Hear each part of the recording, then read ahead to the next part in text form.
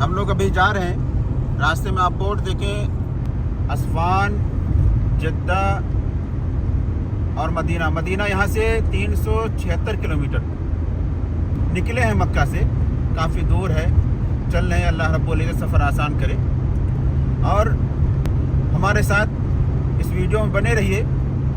یہاں پہ آگے کچھ ہی دوری پہ ایک جگہ ہے قدید کے نام سے، ہم آپ کو اس کی تاریخ کے بارے میں اور اللہ کے رسول صلی اللہ علیہ وسلم نے جب مکہ سے مدینہ کے لیے ہجرت کیا تو آپ کا گزر اسی راستے سے یعنی قدید کے راستے سے ہوا، اور جو لوگ اللہ کے رسول صلی اللہ علیہ وسلم کی سیرت بیان کرتے ہیں، اللہ کے رسول صلی اللہ علیہ وسلم کا حلیہ بیان کرتے ہیں، اللہ کے رسول صلی اللہ علیہ وسلم کے جسم، آپ کے بال، آپ کا چہرہ، یہ سب کیسا تھا، جو بھی بیان کرتے ہیں، وہ اپنی تقریر میں معبد کا ذکر خاص طور سے کرتے ہیں۔ معبد نے اللہ کے رسول صلی اللہ علیہ وسلم کے بارے میں جو بیان کیا وہ اتنے بہترین انداز میں انہوں نے بیان کیا کہ اگر ان کو ہم پڑھیں تو اللہ کے رسول صلی اللہ علیہ وسلم کا چہرہ ہماری نگاہوں کے سامنے ہو جاتا ہے۔ تو آئیے ہم آپ کو اسی راستے پہ لے کے چل رہے ہیں، قدید کے راستے پہ، جس راستے پہ اللہ کے رسول صلی اللہ علیہ وسلم کی ملاقات معبد سے ہوئی۔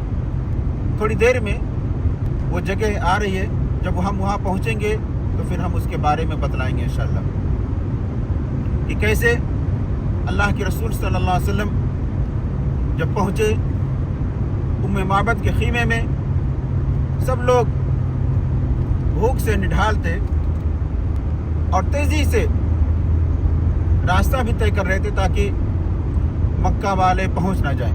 جو زیادہ راہ تھا وہ بھی ایک طرح سے ختم ہو گیا تھا۔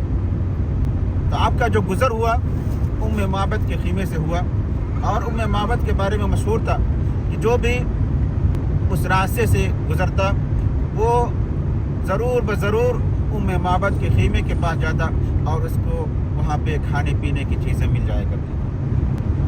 تو ایسی جب اللہ کے رسول صلی اللہ علیہ وسلم قدید پہنچے، معبد کے خیمے کے پاس پہنچے، اور جب وہاں پہنچے تو ان کے شوہر یعنی معبد کے شوہر بکریوں کو لے کر کے چرانے کے لیے چلے گئے تھے۔ خیمے میں صرف معبد تھی، اور ایک بکری جو بیمار تھی اور اپنی بیماری کی وجہ سے وہ بکریوں کے ساتھ چرنے کے لیے نہیں جا سکی تھی۔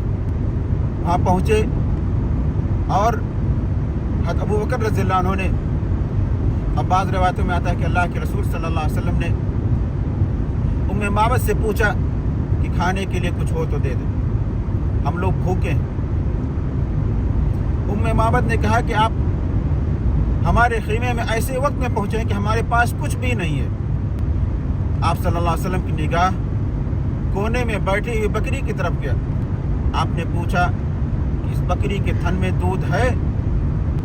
معبد نے کہا کہ یہ بکری بیمار ہے، یہ اس قابل نہیں ہے کہ بکریوں کے ساتھ جا سکے، اس لیے یہ خیمے میں ہے، یہ کہاں سے دودھ دے گی؟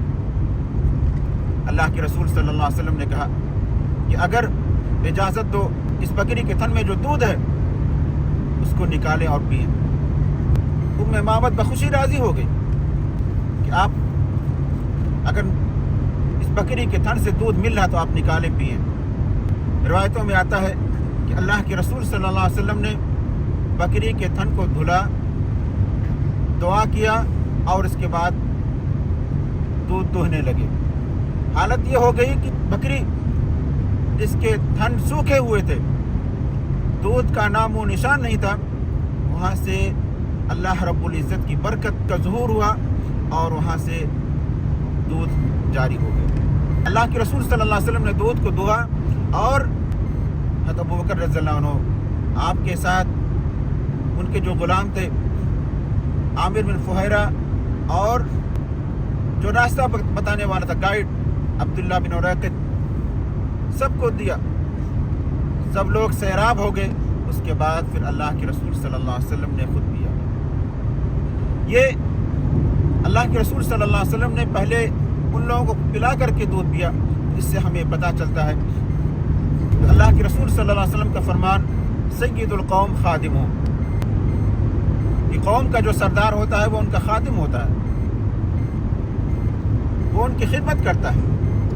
تو ایسے ہی اللہ کے رسول صلی اللہ علیہ وسلم نے ان کو پہلے دودھ پلایا، اس کے بعد خود پیا، حتیٰ کہ سب کے سب شکم سیر ہو گئے۔ تو یہ اس جگہ کے بارے میں، قدید کے بارے میں، تھوڑی دیر میں ہم لوگ وہاں پہنچنے والے ہیں، آپ ہمارے ساتھ بنے رہیے۔ اور ایسی ہی قدید کے بارے میں ہم ایک دوسرا واقعہ ابھی بیان کریں گے تھوڑی دیر میں انشاءاللہ۔